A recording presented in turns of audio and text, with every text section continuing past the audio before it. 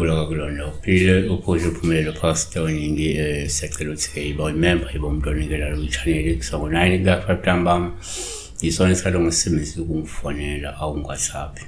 fona from Monday to Friday kuphela sibheke uValari moyo phuphe ngilamalonda emlonyeni ngisehluleka lokukhuluma akabingelela kagcina yini amalonda ilonda soz awunzi depends lo beyayibikela yabo nakusingakusho uphupho unelonda emlonyeni one iseningi manje uphuphe unelonda emlonyeni lokhu kungabe uphawulubi umazi semlonyeni ngoba kukhomba ukuthi kungenzeka kumele usukume ungabe uthola usizo noma uthola imkhuleko enamandla ngenxa ukuthi uhlushwa isichitho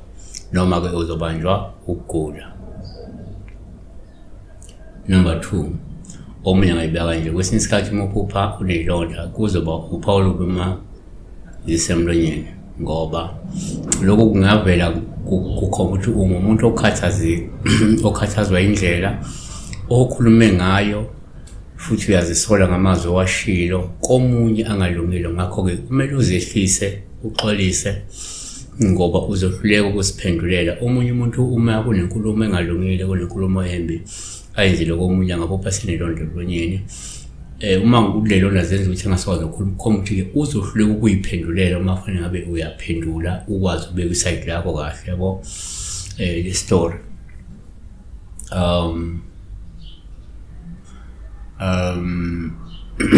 number 3 kuyenzeka ukuthi umuphupha unelonda ubuphawulubi uma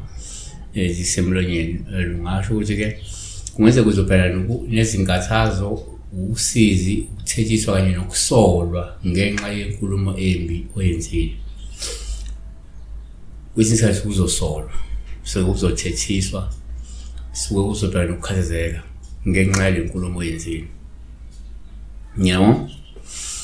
kanti omunye ngayibeka nje number 4 ngokwesintu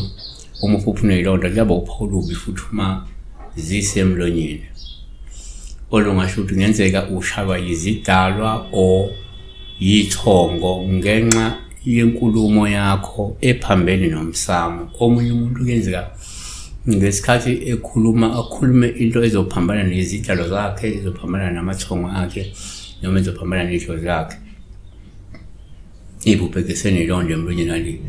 kukhomlele lemimoya isiphakama ngolaka iyakuthethisa iyakushaya yayibona yes kusengasho kunye omunye kusengenzeka mhlawumbe uthola ukuthi ke yena uzoba nemali because remember ukuthi amaphupha washintsha efana kubantu abahlukene ingaba yiphupha elilodwa lishintshe ehlukene abantu abanye that is why kufana nokuphupha amagaka isichitho but kwabanye kuyimali so nazi ilonda komunye kuyenzeka uma kungaba imali yebo kuyaba imali while kwabanye sokukhomba ulaka khomba ukuthethiswa khomba inkulumo ezimbi azenzile umuntu loyo khomba ulaka siyabona.